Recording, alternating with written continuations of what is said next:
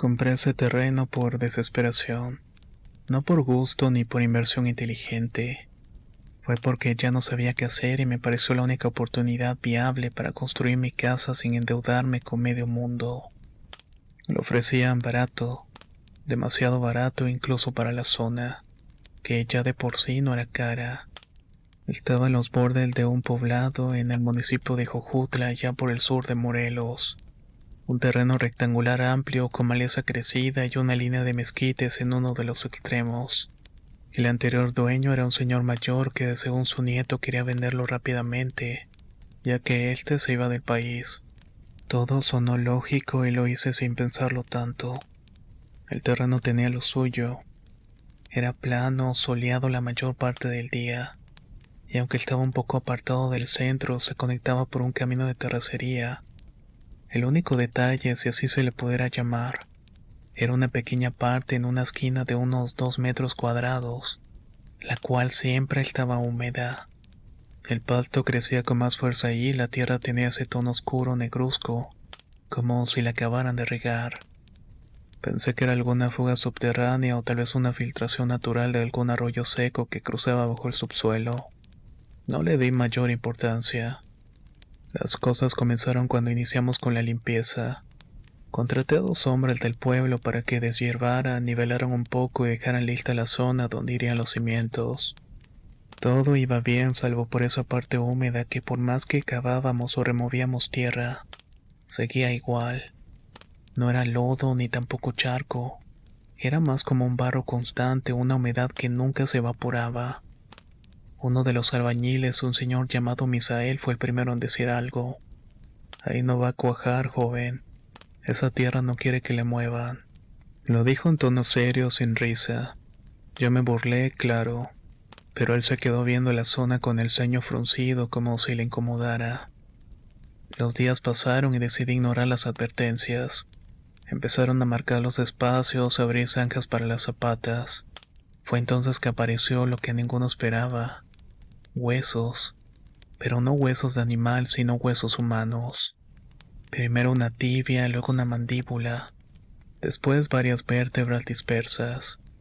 No estaban enterrados profundamente, estaban apenas a unos 30 centímetros bajo la superficie, mezclados con fragmentos de cerámica, pedazos de vela derretida y lo que parecía ser un collar oxidado. El hallazgo detuvo el trabajo. Uno de los hombres renunció en ese momento. El otro me pidió que le pagara el día completo y se fue sin decir más. Me quedé ahí solo viendo ese barro con huesos, con el estómago revuelto. Llamé a la delegación del pueblo y me dijeron que era común encontrar restos antiguos por la zona, que seguramente eran de algún entierro viejo, que tal vez eran de tiempos revolucionarios, que si quería podía llamar arqueología, pero que ellos no se hacían responsables. El mensaje era claro: usted vea lo que va a hacer. Yo ya había invertido dinero, tiempo y esfuerzo. Lo último que quería era meterme en trámites, así que contraté otra cuadrilla, esta vez fuera del pueblo, y continuamos. La tierra no lo puso fácil. Cada noche lo que habíamos excavado amanecía hundido. No importaba si lo rellenábamos o compactábamos. La humedad volvía y con ella un olor extraño. No era putrefacción, pero sí era un aroma metálico, agrio, como sangre vieja mezclada con tierra estancada. No se expandía y solamente estaba en la zona, como si la misma tierra respirara por ahí. Uno de los trabajadores, un joven llamado Arturo, me dijo que había sentido algo raro en esa parte, que cuando se agachó para colocar una marca con cal sintió que el aire se ponía más denso, que su cabeza empezó a zumbarle. Lo mandé a descansar y no volví a preguntarle. Las cosas se intensificaron cuando intentamos echar el primer colado. La mezcla no cuajaba. Se cuarteaba sola una y otra vez. Era como si algo la rechazara. Los obreros empezaron a hablar entre ellos que si era tierra de brujería y que se habían hecho un entierro de pacto, que si la humedad era el aliento de lo que había quedado ahí. Yo no sabía si eran puras supersticiones o si de verdad había algo, pero ciertamente las cosas no mejoraron.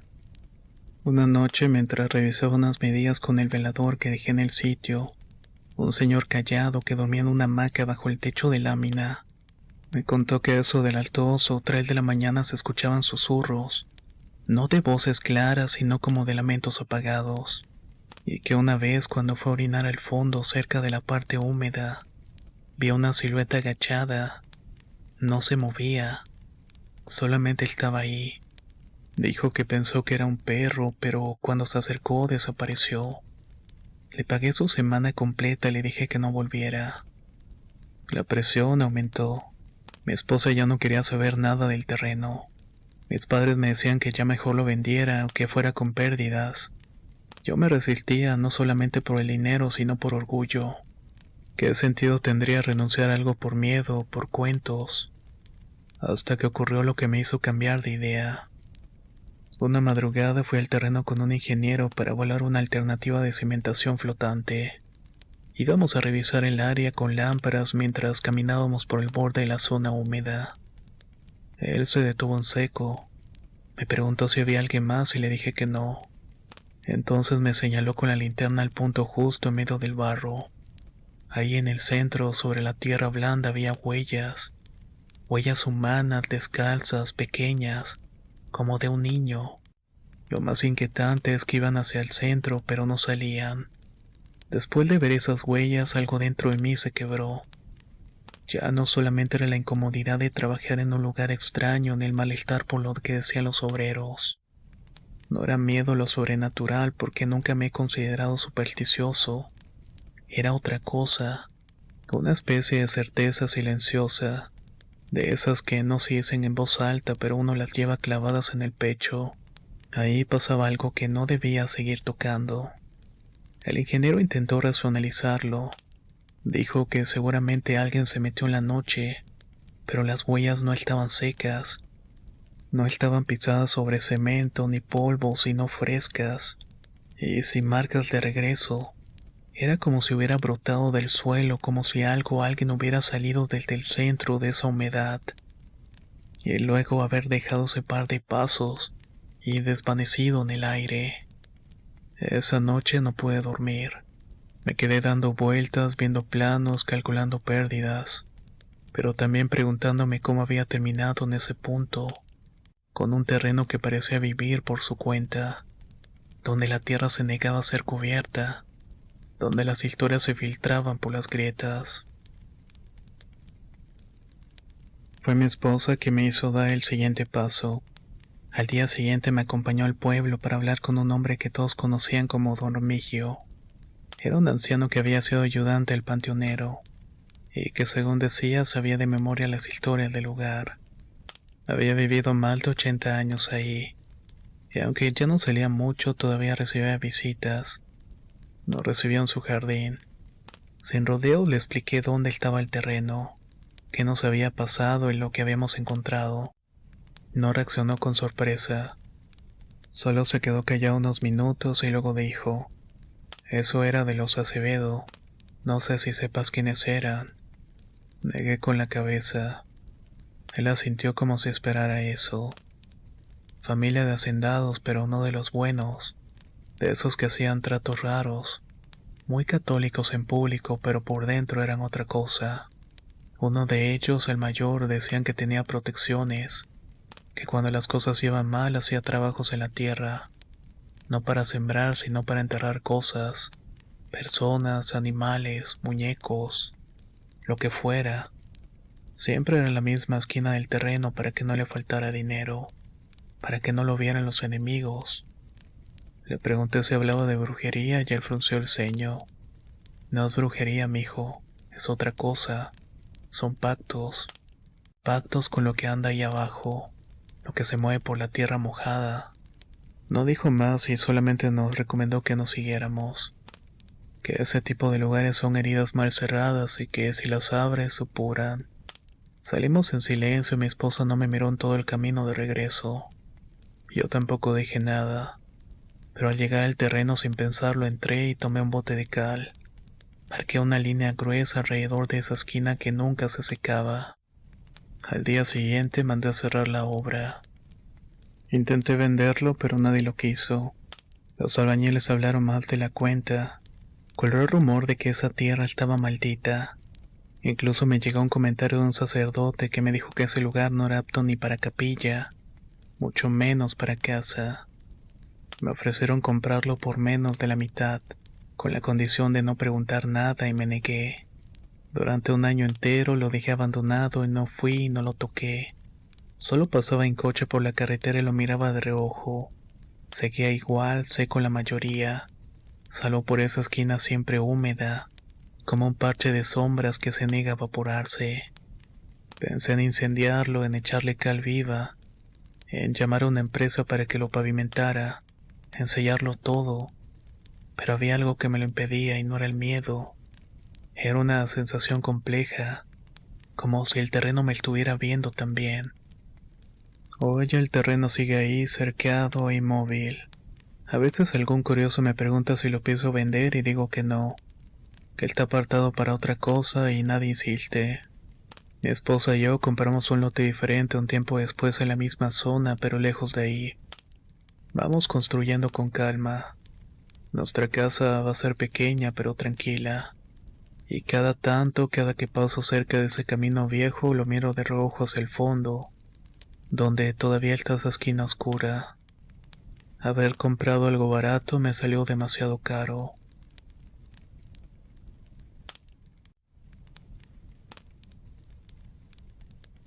Me llamo Rodrigo y esto que voy a contar nos pasó a mi familia y a mí cuando compramos la casa donde vivíamos. No fue una experiencia que buscáramos, ni algo que estuviéramos preparados para enfrentar.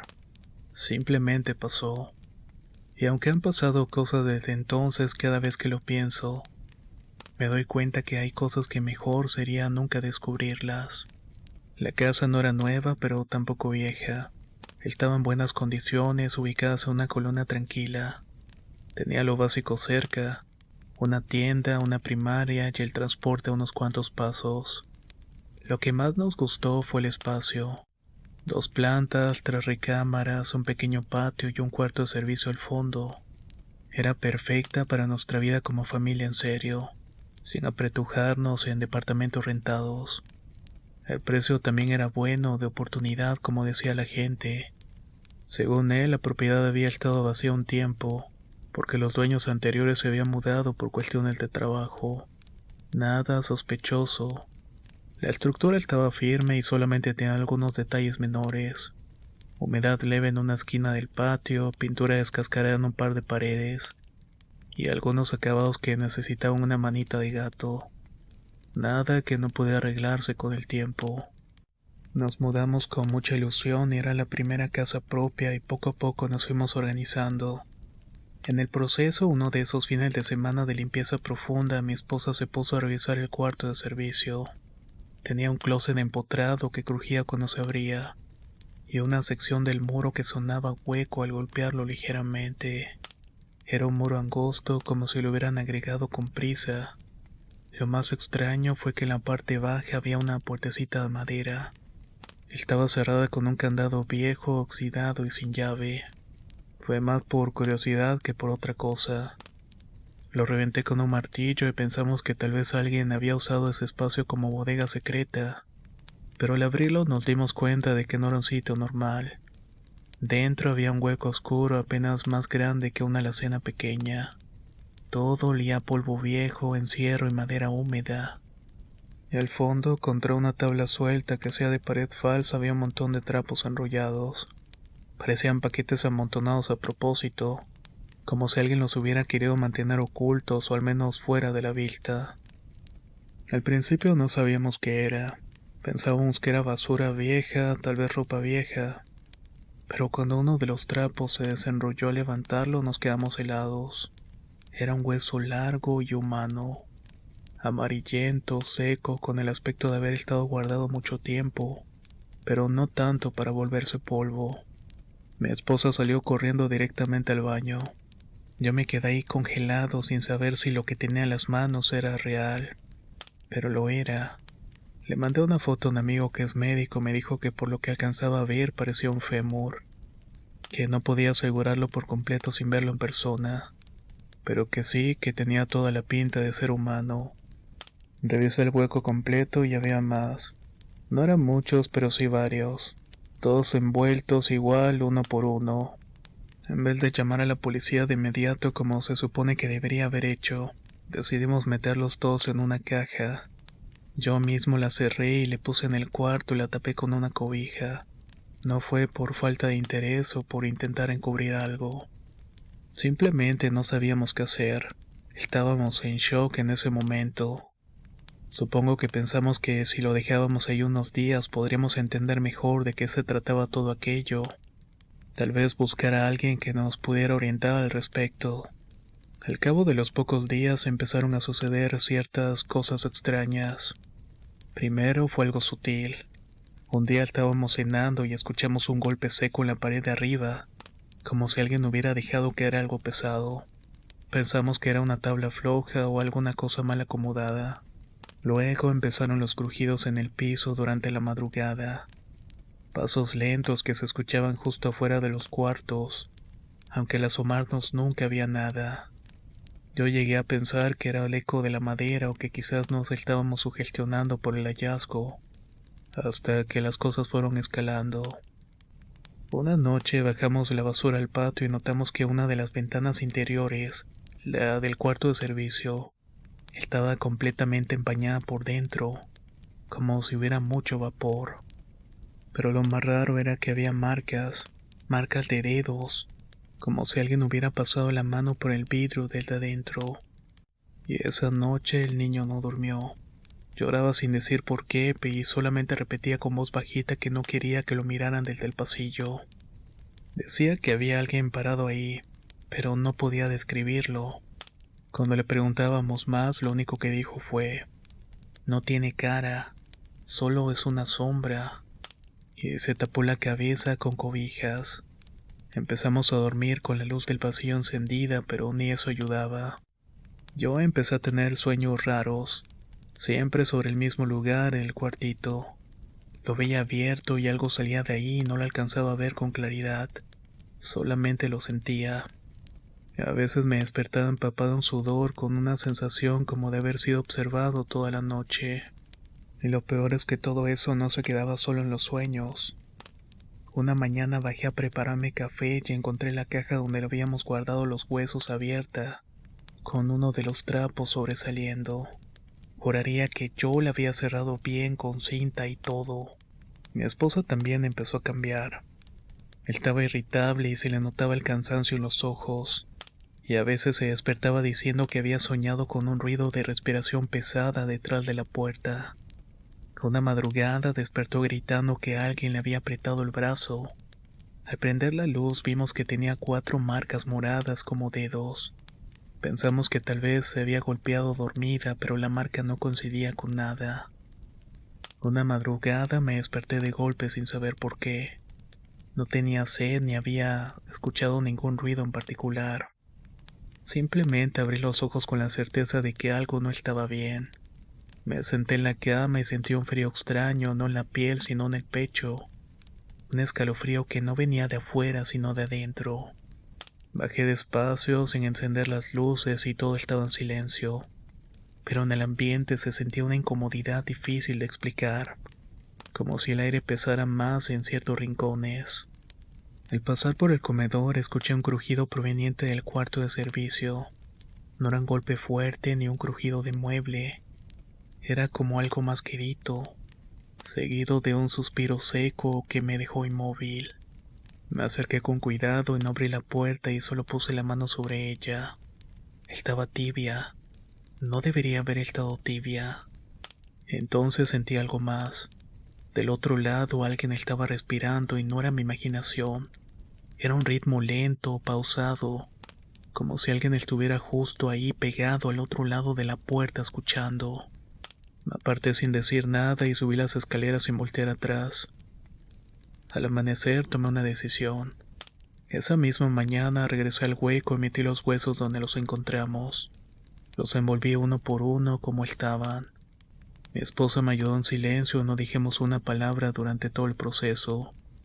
Antes de cerrar, ella metía una cruz de madera pequeña que llevaba siempre en su bolsa. La dejamos ahí y después tapé la puertecita con tabla roca. Sellé los bordes y le puse encima una repisa para ocultarlo todo.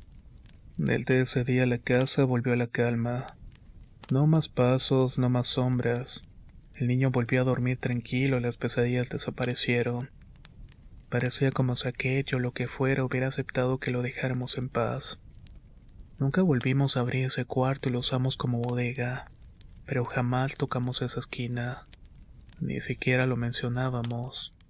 No sé de quién eran esos huesos, ni qué historia hubo antes, pero aprendí que hay cosas que es mejor no intentar entenderlas, porque no todas las respuestas traen alivio. Y créanme que ese rincón ya no existe para nosotros.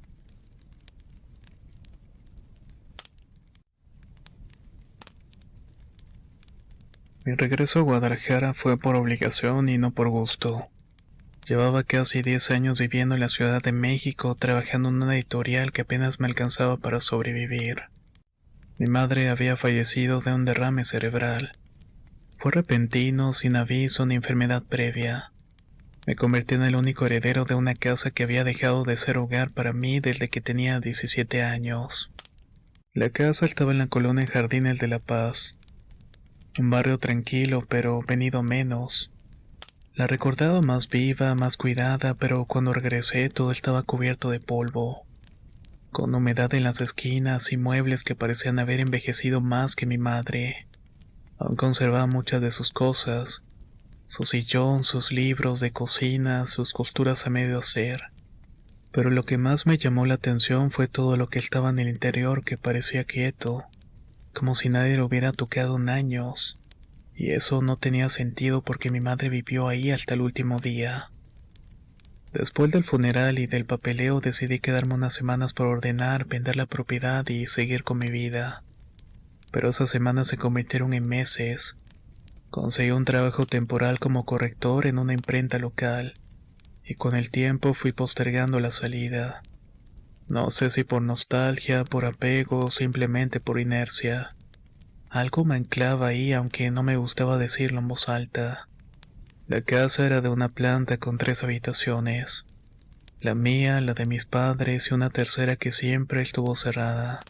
De niños mis hermanos y yo la conocíamos como el cuarto de los estantes. No era un apodo divertido. Así la llamaba porque eso era. Un cuarto lleno de estantes hasta el techo. Estantes empotrados, gruesos, de madera vieja sin barnizar. En ellos había cajas, frascos, figuras de cerámica, varios juguetes, álbumes de fotos, lámparas quemadas, manteles enrollados, espejos rotos, santos sin cabeza. Ninguno de nosotros se atrevía a entrar por mucho tiempo. Siempre nos dijeron que ese cuarto era para guardar cosas, pero la verdad es que nos daba miedo. Después de que mis hermanos se fueron a vivir fuera del país, mi madre lo mantuvo cerrado. A veces escuchaba que lo abría, movía cosas. Luego lo volvía a cerrar. Nunca pregunté qué hacía ahí ni me interesó saberlo. Pero durante los primeros días de mi estancia pasaba por ese pasillo y sentía que la puerta estaba demasiado presente, como si me estuviera observando. No planeaba entrar porque no había necesidad, pero una tarde mientras limpiaba el pasillo la manija se dio sola. Ni siquiera tuve que girarla con fuerza. Solo la empujé ligeramente y la puerta se abrió con un rechinido largo que terminó retumbando un eco en la casa vacía. Lo que vi me paralizó por un segundo. El cuarto estaba igual y nada se había movido desde la última vez que había entrado hace más de 20 años. Los estantes estaban repletos, pero el aire era diferente. No olía a polvo ni a encierro, olía a dulce, como perfume añejo a flores marchitas. Entré con cautela. Algunos estantes estaban tan repletos que se veían a punto de vencerse. Otros estaban vacíos con huellas de objetos que alguna vez estuvieron ahí. Toqué una de las cajas y era de cartón forrada con papel de regalo antiguo. Dentro había muñecas sin brazos, sin ojos. Una tenía el cabello arrancado y cerré la caja con rapidez y pasé al siguiente estante. Había una fila de frascos con etiquetas escritas a mano. Té de gordolobo, hierba de burro, ruda machacada. Había insectos secos en algunos y en otros solamente tierra. En unos flotaba algo que parecía una garra de animal. No sentí miedo, o al menos no aún. Más bien era una mezcla de incomodidad y familiaridad, como si una parte de mí reconociera algo en ese sitio. Me senté en una silla que estaba junto a la ventana cerrada y me quedé mirando. Escuchaba el tic-tac del reloj de la sala y el zumbido lejano de un camión. Esa noche soñé con ese cuarto, no con los estantes ni con los objetos, sino con alguien dentro del cuarto. Una mujer, pero no era mi madre. Estaba de espaldas moviendo cosas en los estantes como si estuviera buscando algo. No hablaba, no respiraba. Solo movía los brazos lentamente. Me desperté con el cuerpo entumecido y un sabor metálico en la boca. Pasaron los días y me acostumbré a pasar por ese cuarto. No lo cerré y empecé a entrar por ratos. Me sentaba y veía los objetos y me preguntaba por qué mi madre había acumulado tantas cosas ahí. No tenía valor y no eran recuerdos. Era como un archivo desordenado de fragmentos. Una noche encontré una libreta vieja escondida detrás de una caja de herramientas. No tenía nombre, pero reconocí la letra de mi madre. No era un diario, eran listas. Los prendía todas las noches 3 veces. Escuchar pasos una vez. No responder si llaman desde adentro. Leí esas frases una y otra vez sin entender y luego pasé las páginas. Había más listas con fechas, dibujos de manos, esquemas de estantes con marcas. No entendía si era algún trastorno, alguna obsesión, o simplemente una manera de lidiar con la soledad. Pero algo no me cuadraba. Mi madre era metódica, sí, pero eso era otra cosa. Desde esa noche comencé a sentirlo. La casa tenía ruidos como todas las casas viejas, pero ahora se sumaba algo más. No eran crujidos ni golpes, era la sensación de que algo dentro del cuarto cambiaba cuando yo no estaba, como si los estantes se movieran, como si alguien ordenara las cosas a su manera en silencio. Una vez dejé un vaso en el suelo y apareció sobre un estante. Otra vez escuché un objeto cayéndose, pero cuando entré no había nada movido, salvo la silla que estaba apuntando hacia la puerta como si alguien me hubiera estado esperando. Empecé a dormir con la puerta del cuarto cerrada. A veces me levantaba y la encontraba entreabierta. Dejé de entrar y solamente la miraba de lejos. Comencé a sentir una especie de presión, de fatiga constante, como si el aire se volviera más denso. Me costaba concentrarme. El trabajo me cansaba más y tenía dolores de cabeza persistentes. Y sobre todo las noches eran distintas. Escuchaba pasos no por el pasillo, sino dentro del cuarto. Pasos leves y lentos. Y luego un sonido sordo, como si alguien arrastrara algo en los estantes. No me atreví a decirle a nadie lo que estaba sintiendo, ni a mis hermanos por teléfono, ni a mis compañeros de trabajo. Era vergonzoso explicar que un cuarto de tu casa, una habitación de 4 por 4 metros, con repisa de madera y cosas inservibles, podía estar afectándome emocional y físicamente. Pero eso era la verdad. Comencé a evitarlo con la lógica del sentido común, como si el no mirarlo directamente pudiera revertir algo que claramente ya se había instalado en mi cabeza. Pero ignorarlo no lo detenía. Las noches fueron tornándose más pesadas. La sensación de que el cuarto estaba despierto cuando yo dormía se convirtió en certeza. Lo sabía por el aire. Era una densidad apenas perceptible. Un olor que no estaba cuando me acostaba, pero que amanecía impregnado en mis sábanas. Una mezcla de madera, alcanfor y humedad. Lo sabía por los objetos, pequeñas variaciones. Un marco que antes estaba torcido y aparecía alineado en una caja desplazada a varios centímetros. Una figura de cerámica que ya no miraba hacia la pared sino hacia la puerta. Un día, de camino al baño a la madrugada, noté que la luz del cuarto estaba encendida. Nadie más vivía ahí. Me paralicé y caminé lentamente y asomé la cabeza. La luz estaba encendida sí, pero además la silla estaba fuera de lugar, colocada justamente frente a la puerta. No entré y apagué la luz del interruptor de fuera, y volví a mi cama sin mirar atrás. A la mañana siguiente encontré la puerta abierta y ese fue el punto de quiebre. Decidí por fin meterme a fondo a revisar qué había en los estantes, ya no con curiosidad, sino con desesperación. Me harté de vivir en duda, de pasar como un huésped en mi propia casa. Saqué una libreta y comencé a catalogar las cosas. Lo hice una por una. No era fácil. La mayoría eran objetos inconexos, pero algunos estaban agrupados como si tuvieran un orden que yo no entendía. Encontré una caja con más libretas como la primera, todas escritas a mano y por lo visto por mi madre. Algunas tenían una caligrafía ligeramente distinta. Eran listas como las otras, registros de movimientos, de ruidos, de cambios en los objetos, de apariciones breves. Incluso había descripciones de visitantes como si alguien hubiera ido a observar el cuarto y hubiera dejado constancia de que lo sintieron. Pensé que mi madre había heredado algo más que la casa, algo que no decía pero que pasaba entre líneas entre generaciones. Empecé a sospechar que ese cuarto no había sido una simple bodega nunca, que siempre fue un lugar vigilado, cuidado y observado. El punto más bajo vino unas semanas después. Me encontré sentado en la silla del cuarto en plena madrugada, con una caja abierta en el regazo. No recordaba cómo había llegado ahí. No había bebido ni estaba medicado. Simplemente desperté y ahí estaba, con las luces apagadas, solamente con la luz de la calle filtrándose por la cortina. En la caja había una foto y era una mujer joven vestida de blanco con los ojos velados. Detrás estaba la palabra repetida. No pude más y llamé a mi hermano. Le dije que necesitaba irme, que me hiciera el favor de ayudarme a vender la casa, que él le daría una parte. Pasé la última noche durmiendo en la sala. Todas las puertas estaban cerradas y soñé con el cuarto, claro, con los estantes vacíos y conmigo mismo caminando dentro, colocando objetos uno por uno, como si me tocara reiniciarlo todo.